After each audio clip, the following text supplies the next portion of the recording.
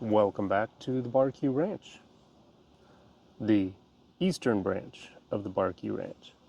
Today, we're going to talk about composting. Now, I know composting is not necessarily exciting. It's a very slow process, but I wanted to share that we're hopefully going to have a garden here on the ranch next year. Not this house, another house. And that meant I wanted to try composting again. I've tried it in the past, and oddly enough, it was the only place I could actually grow anything. I grew like 2 teeny tiny potatoes in the compost pile. Couldn't grow anything in the garden. Could grow it in the compost pile. But yeah, so I've already built it. So sorry, can't show you that process, but I'll walk you through what I did. It's super simple. Yeah, let's just get started. So honestly, the hardest part was finding pallets. And because I'm on a super tight budget, they had to be free.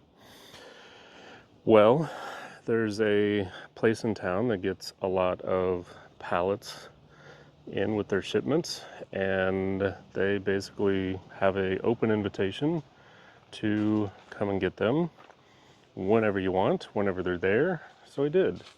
I picked up, 2, 4, 6, 8 of them, and I used 6 to build this compost bin. Now in this wider shot, you can see I've got 1, 2 bays, so to speak of. One I've already got compost started. The other one I'm going to leave empty. I might put some branches and twigs and whatever in there, but for now it's empty. Construction. So construction was simple. I started with some nails, and they were just leftovers, and then I ran into trouble with nail number 3. Had a hard time hitting it. So the next go round, I just used some exterior decking screws, and it went much better. Now this middle one just kind of makes a T, and then the other 2 kind of make L's or 7s depending on your perspective.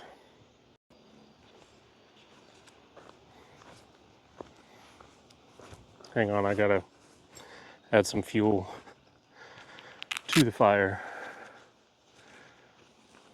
Nothing too exciting, just some branches from the trees around town. And by around town, I just mean my backyard.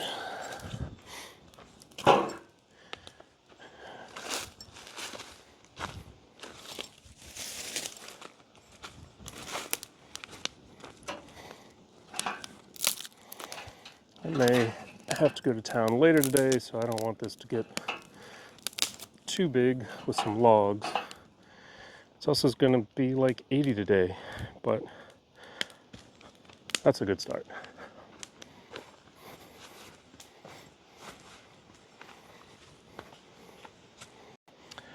Anyway, where was I? Pallets. So I got pallets, and the designs I have seen online and in books, some show 4 pallets, some show 3, some show several bays like I've got here. I don't think it really matters. I think you just need to do the best with what you've got. I don't follow that YouTuber anymore, but that was one of the lessons I did learn from him before he went crazy. Use the best, do the best with whatever tools you have. You don't have to have snap-on, fancy, super expensive tools. Free stuff's just as good. So, free pallets, a couple of leftover screws, nails, whatever you got, and you're in business. Now, for me, specifically here on the Barbecue Ranch, I had to be a little bit more specific with what I was doing. Let's get you a shot of that.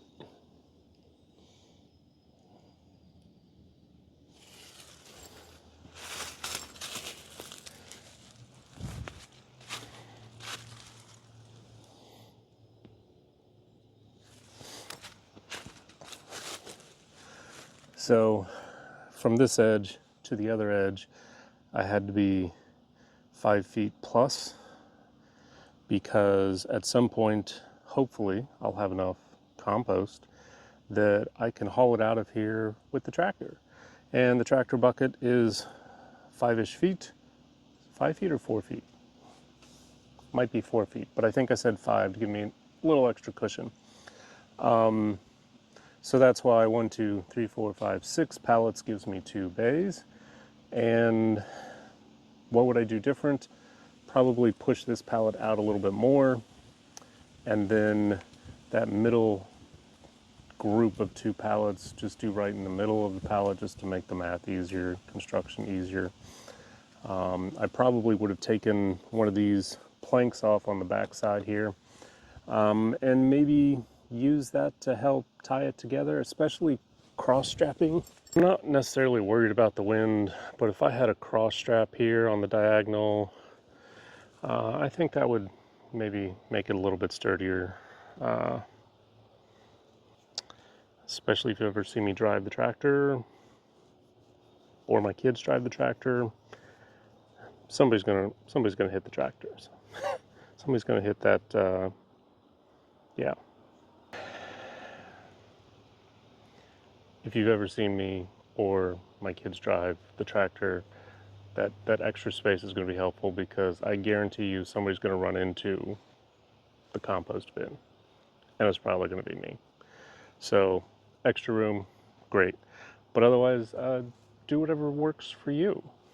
And compost. Let's talk compost a little bit. So I'm no expert, but I know coffee grounds are good, leaves are good, any vegetable matter is good, eggshells are okay, no meat, no dairy, so basically nothing from an animal. And I know you're supposed to stir it, and you're supposed to keep it moist, which lately I've been taking the